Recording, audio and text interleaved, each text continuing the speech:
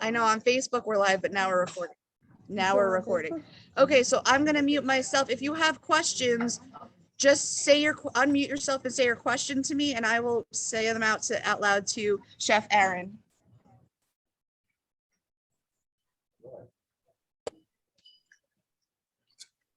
Am I on? Welcome. Okay, all right. Welcome, everybody. Gates of Prayer, Flushing, Madam President, Cantor, Dina, and all the new friends that I've made. And for everybody who's watching on Zoom, welcome to Ben's.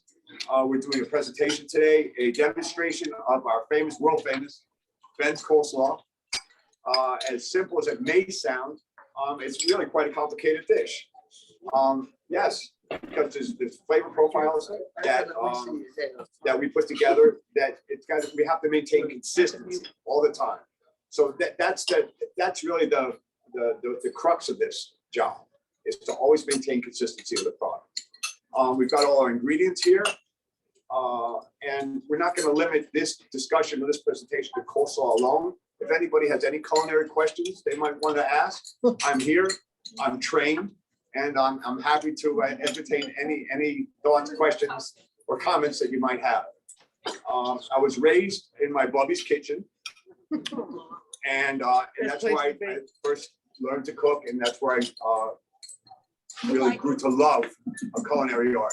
I attended the Culinary Institute of America, graduated at the top of my class academically, did very well. I traveled halfway around the world to work.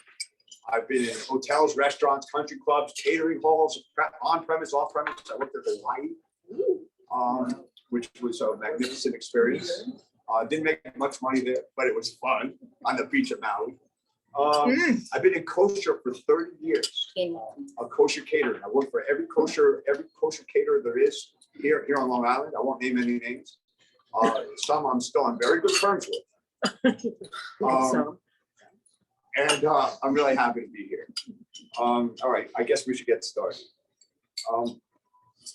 Relatively simple recipe, getting it right. Oh, I must say before I start that in this recipe that I'm giving you today, it calls for regular mayonnaise, Hellmann's mayonnaise, which is name brand. It's the best of all the products. If we're calorie conscious or health conscious, this recipe is not written in stone. There's many variations on the theme.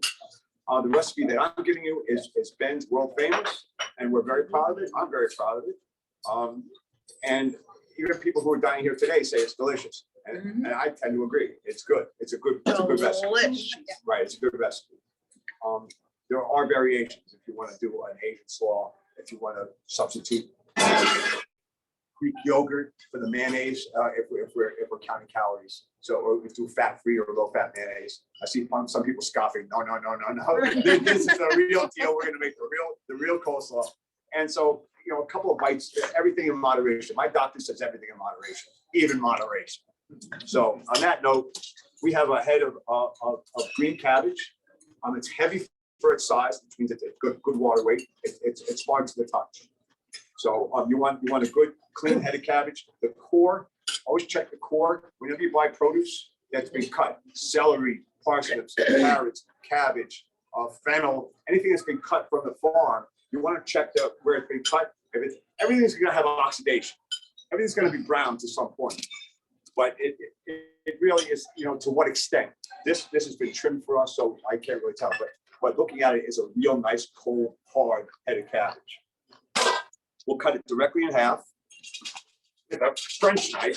This is a French knife, a chef's knife or French knife. I use this for everything, by the way. Wow. You know how some people use a fish fillet knife or a boning knife, a tournée knife, a paring knife, a slicing knife. I tend to use this for everything. And some people spend hundreds and hundreds of dollars for knives. I work with chefs who have $900 Japanese knives that are handmade, hand forged. This is $16. Now, it's a Colombian knife. It's great. I've had one of these in my kit for 20 years, and you can't kill it. I mean, it's amazing. You rub it on the stone, across the steel, and it brings the edge right back. So this is Colombian cutlery for me, and it's heavy. I like a good heavy knife. And as a matter of fact, I could turn a mushroom I don't have a mushroom here, but I could turn a mushroom with this knife and do very complex work. Is there a question? Sharpen it. The knife? Yeah. Now, there's many ways to sharpen a knife.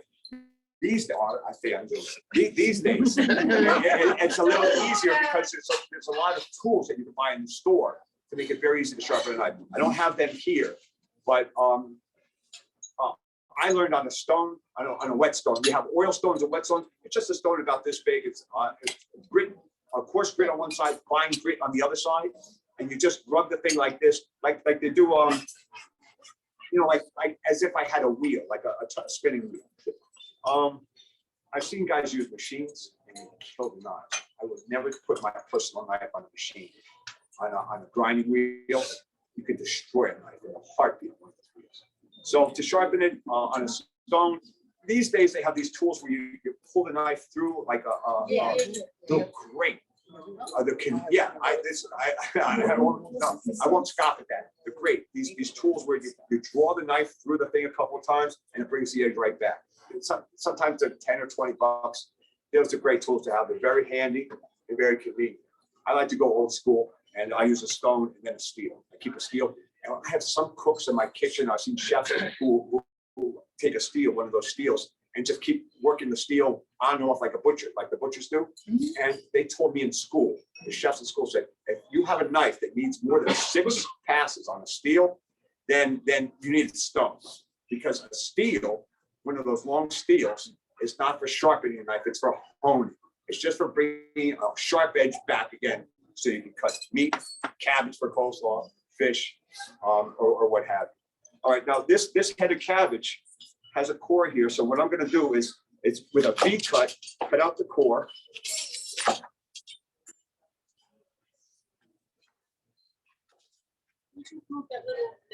The ball, I'm sorry, ladies. Thank you. Thank you very much. Thank you. This is Keila, my assistant. So I took out the core. Now, what we do at Ben's, is I use this core in a lot of kitchens that I've worked in stock. I'll put it in a vegetable stock. So I'll make a vegetable stock from the cores or the peels, or we try to use all the product we can. Total utilization of product. So our garbage can should only have onion skin and paper in it. I mean, no, there should be no food product in a chef's garbage can. So as a matter of fact, when I worked in a Chinese restaurant, kosher Chinese in Brooklyn, we use this for stir fry. And this is the sweetest part of the cabbage, by the way. If I were to julienne this, slice it thin and julienne it, it's the sweetest part of any fruit or any vegetable, is where it's closest to here. This core right here, if you chew on it, it should be sweet as sugar. And if I may. That's good. Wow, you know what? It's good. All right. So remember that. Now, for good coleslaw, we want to get this. Again, there's a lot of variations. My sister, she considers herself like a Martha Stewart disciple, and she comes up with her own recipes. She'll cut a thicker cut for slaw, whether it's an Asian slaw or a variation. We use red cabbage for some slaws. I made some slaws with I worked one place where we did a slaw with apple cider vinegar and honey. And here today we're using white vinegar and cane sugar. But that apple cider vinegar and honey is just another variation. And you might want to try something like that. The sky's the limit with something like this. I mean, for as many people as you have, you can come up with a different variation for a dish like this. Aaron, Yes, does the red cabbage taste the same as a white cabbage? absolutely not. No, the red cabbage. Now we do braised red cabbage, Mhm. and I worked at a German restaurant for about 6 years, and we did chucrut garni, which is a knockwurst, a bratwurst, boiled potatoes, and sauerkraut, and braised red cabbage. And the braised red cabbage could be either done savory or sweet and sour. I'm Ashkenaz, so I always like the sweet. I like the sweet and sour thing. Like our stuffed cabbage has a little bit of sweet and sour to it. I prefer that. Like I said, my Bubby's kitchen. So again, any questions that we might have on Zoom as well that are culinary related, doesn't have to be specifically concerning coleslaw. Can you use a grater dead of the night? Or is it different? Not with the cabbage. I mean, a carrot is one thing, or daikon, or a hard, a hard parsnip. But the cabbage you really need to shred with a knife. Now, when I worked at the country club, they wanted some kind of salad that was really fine. We put it on the slicing machine, on the meat slicer, to get it real fine. You could use a mandolin, which is a tool, which is like a slicing tool, and you could just draw it across the mandolin. I'm old school. I got hands, and I still have all 10 fingers. So I can get a cut with this knife. This is a good sharp knife. My bubby said that I cut onions like Julia Child. And she used to love to watch me cut an onion. So whenever she'd come and visit us, I would just cut an onion for her and then make her day. So we try to shred this as fine. And I turn, because if I held the whole thing in one shot, excuse me, I have to go a little slower. But here, I wouldn't have to, if you know what you're doing, kind of running along your fingers when you chop. So I don't have to look. It's all a matter of feel. It's like when I shave my head in the shower. It's all by feel, so I don't have to look in the mirror. You don't chop. You're not using that knife. It's really interesting you say that, sir, because He said he used it for everything. my wife scrapes her calluses And with her this. name is Lorena. My wife scrapes her calluses with this tool that looks like the same thing we use for cheese, and so I made a joke that I could use it for the Parmesan cheese, and in the country club after she's done with her feet. I know. That's what she said.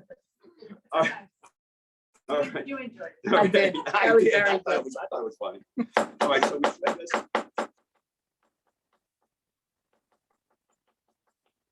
Okay. Now, now I want my ball for my very capable assistant. Thanks very much. Who's going to help me with this? Anybody want to volunteer to help me with this? There you go. Come. Good, Robin. Hey, Robin, is it? Robin? Yes. Robin. All right. Robin, give me a couple tablespoons of mayonnaise here. Now this is Hellman's mayonnaise. Give me two. And that's really important to use Hellman's mayonnaise. Yeah. We've used substitutes. We've tried to save money through the years, and we never get the right product. It's So I interesting. know that. Right. I'm not a chef, but I know that from the rest. It's true. It's interesting Gila says that We always because go back to home. I work places where we've used Robert's mayonnaise or a non-name brand mayonnaise, and it's just not the same product. It's okay, but then again, it's not Hellman's. For some reason, Hellman's really is the best. All right, now I have onions here. Give me 1 spoon of onion, please. The thing that I love is that y'all don't use a lot of mayonnaise. You use just a little. Just enough. Yes, Cantor. It's just enough to bring the salad together. Because again, there's calories, there's fat involved, and here in the restaurant, there's also an expense.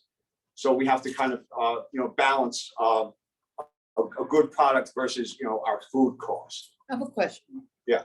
Is there a trick to slicing onions without tears? Yeah. What's your name? Elizabeth. Elizabeth, that's a great question. If she watched. Elizabeth asked, what's the trick to slicing an onion without crying a million tears? And the answer is, I've heard all kinds, not from my right hand, but then, no, I'm not touching anything with my right hand. That's a thing too. When I pick up the knife, I like to have it because I don't know how surgeons do it with the gloves. I do wear gloves when I need to. If Gil wants me to, I will. All right, anyway. So what was I saying about the Onions. the onions? What I do, Elizabeth, is I'll stand upwind. In the kitchen, we have these tremendous fans, exhaust fans that pull all the smoke out of the kitchen.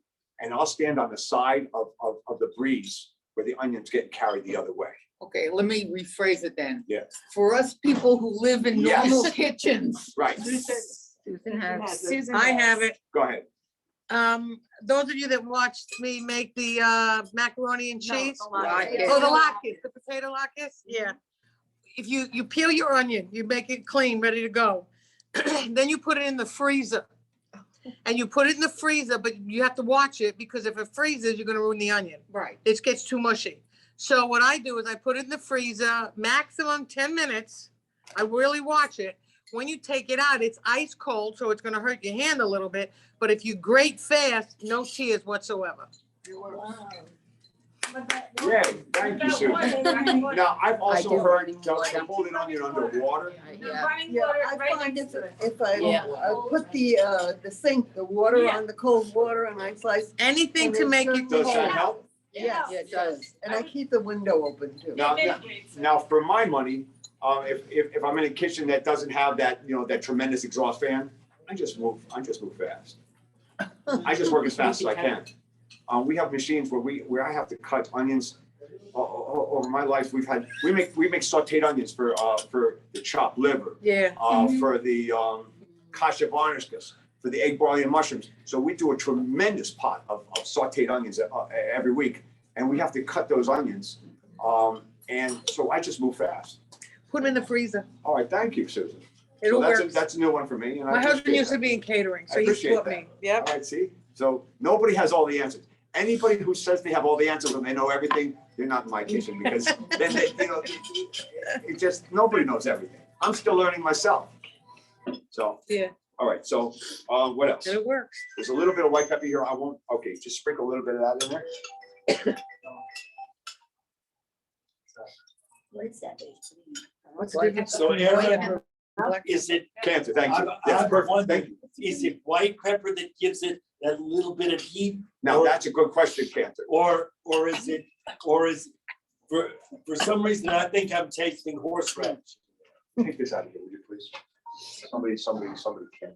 I love that. That's the thing about your coleslaw that I really like. It's just that there's that. Little bit of a bite. Yeah, the white pepper is important. Now you can thank you. You can use black pepper. You can use hot pepper. I mean, again, the sky's the limit. Whatever would accommodate your personal taste preference, you can eliminate the pepper.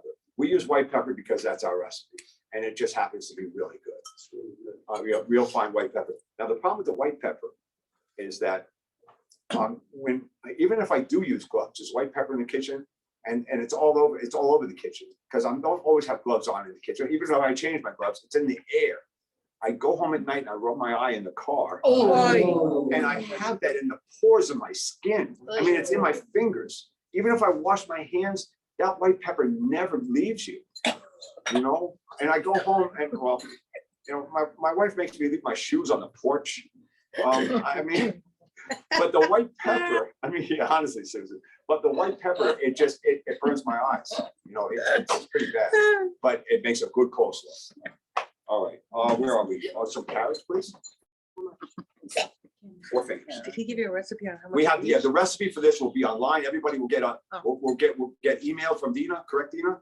Oh. So everybody will get the official, that's perfect. Thank you.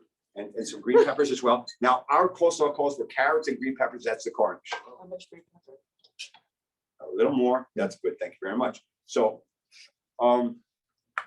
again, I mix all these ingredients together. Now you want to let this soak overnight in the marinade.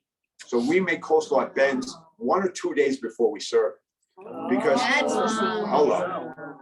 Now, I've worked in some places where they'll say put the salt in first, a pinch of salt in first, and so that breaks the water out of the cabbage, like when you make cucumber salad. Some people follow that, that school of thought. Yes, but then again, if we mix everything in one shot, mix it all together and let it marinate in the refrigerator for a day, 2 days, it's all like soup. It'll be better the second, the third day, Okay, what else? So now got the mayonnaise, so we'll mix all this up. Now, How do okay, a little bit you there. prepare the carrots, the green pepper? Okay, thank you, Cantor Bear. These carrots are shredded on the grater. Who said grater? There you go. Elizabeth, No, Oh, Joyce, Joyce. listen. can't blame me for everything. All right, Joyce. Joyce said, and these, and, yeah, these carrots are done on a box grater. And it just happens to lend itself very well because it's got better tooth feel. So, you know, I guess before my time, people experimented with this for, you know, generations until we came up with this.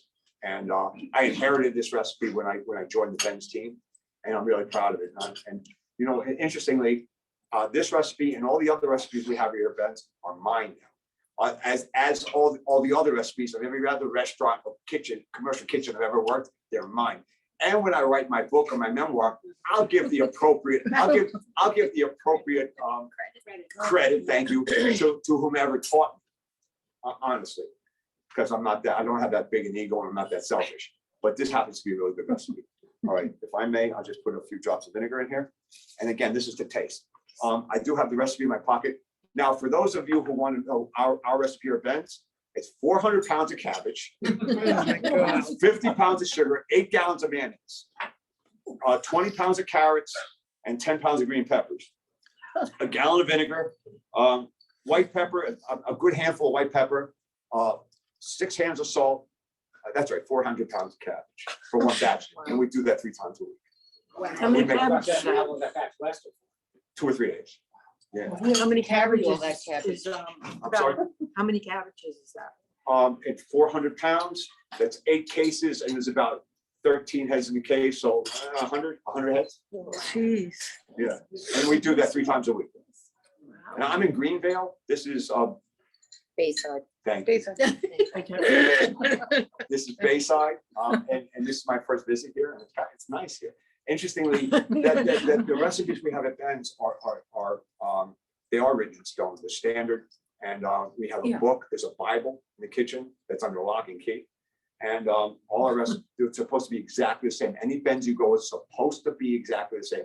I guess depending on the chef, if he wants to tweak something here or there a little bit, we do. I do. I'm guilty of that. You know, because I thought when I joined Ben's that I could improve everything. You know, because of my kosher background or my Bubby's Kitchen or my culinary experience or my education, I thought I could make everything better. You know, but no, people are shaking their heads. No, this, you know, interestingly too, when you go to a restaurant, you want to have that same flavor because you remember how something smelled, how something tasted. Yeah. You have that memory. My wife and I, we visit restaurants and we go there because we know they're consistent. In school, they taught us something that I'll never forget. It's a mantra: consistent mediocrity over sporadic brilliance. You just want to not be mediocre, but you want to have consistency. A standard product that's always the same. And you want it really good, but you want it the same all the time. You know, you can't have like some day, you know, I work with some chefs that were some days really on their A game, and some days they weren't, but they always had to maintain that product regardless of whether how you're feeling, you know, or if you know, or what your mood is or what your behavior is that day. You have to cook that product, and that's the rub. All right, so I'm going to mix this sauce, this dressing, with mayonnaise, vinegar, sugar, salt. Yeah. Oh, kosher salt, by the way, very important. Don't use that Morton's iodized popcorn salt. No, diamond crystal kosher salt, everybody. I mean that's I mean $1 more, spend the money. It's a good product. Have that in your kitchen at home. And if you see anybody, listen, any chef worth his weight in. Yeah, thank you. We'll always use the fingers for seasoning. Always. So I could always tell somebody's a professional or at least an expert or at least cares about the food when they do this by hand. Because if you shake something out of a container, it's Sorry. that's quite all right. Okay, so we add the cabbage, we mix it up, and there you have it. And again, it has to sit overnight or 2 nights, 2 days in the fridge covered, so it doesn't take any of the flavors or smells from other products in the refrigerator. You know? And that's our coleslaw. That's how we used to do.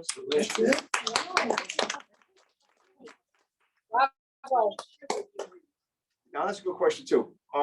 Domino sugar, for some reason, Domino sugar is actually a better flavor than some of the other name brands. Just plain granulated sugar. Granulated Has to be cane sugar. sugar. That's right. Again, one of the variations that we learned at the Culinary Institute was the apple cider vinegar and honey, and that was pretty cool. I liked it. We can't serve that here, but you might want to try some of these things at home. You go online these days with the Google.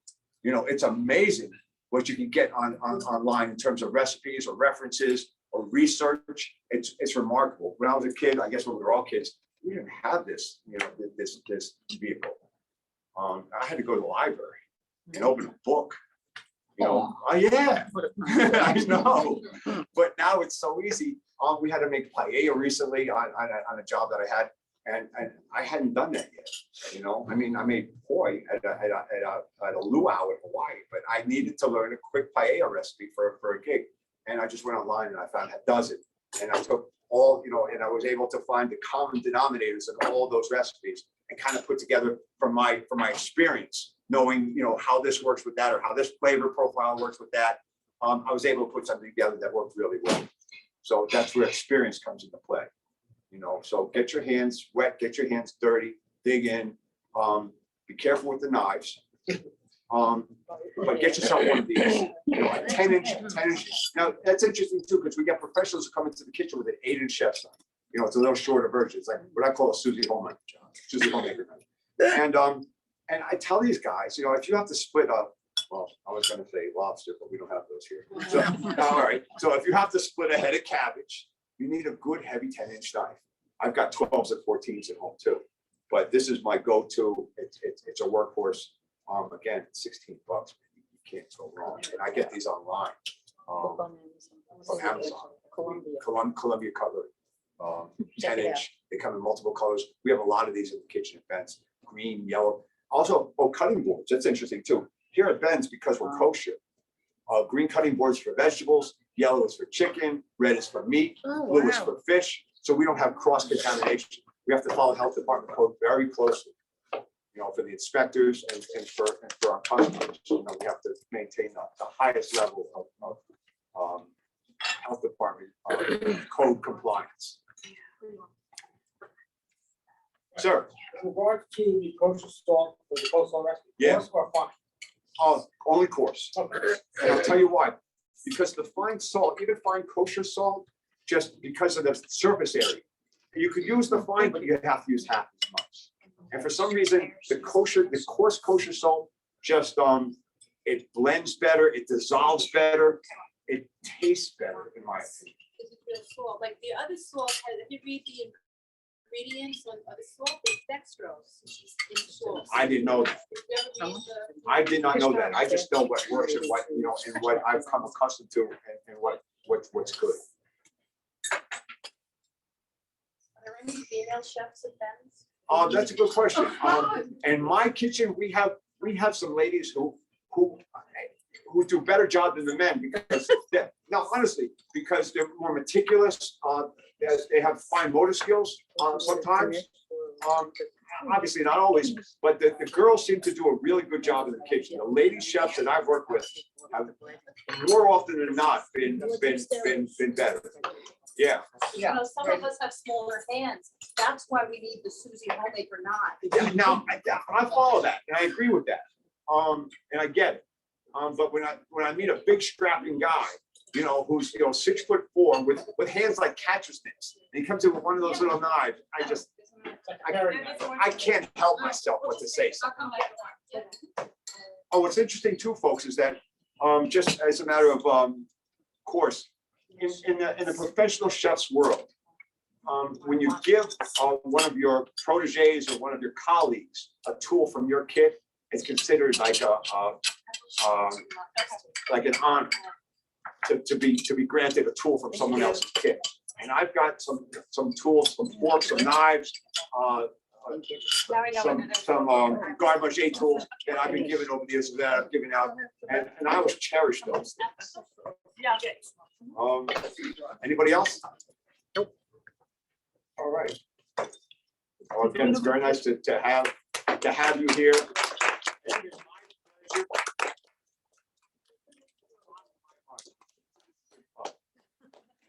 Thank you. Thank you Great so job, much. bravo. Truly. That's great. We should say Shehecheyanu. You know, now that COVID is, you know, now that the restrictions are being relaxed, and that a lot of us are being vaccinated, I think it's a blessing. It truly is a blessing. Yeah. I say Baruch Hashem every day. Every day. You know, even with life's trials and tribulations, and sometimes we have a bad day. I have no. Still gotta do it. I have no complaints. Not one at all. I'm truly happy. Well, thank you so much. Thank you very much all for coming. Thank you, Aaron. Okay, enjoy. Enjoy your day. Okay, just a quick announcement about next week. First, you'll get the email tomorrow with the video from tonight, like always, and the recipe from tonight.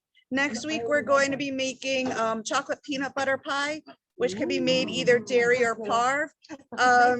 And it's my nephew's favorite recipe of mine. So, so we were going to be making that next week, and we will see you guys next week. Well, you guys will enjoy dinner, and the rest of you at home will see you next week. Thank you for signing on.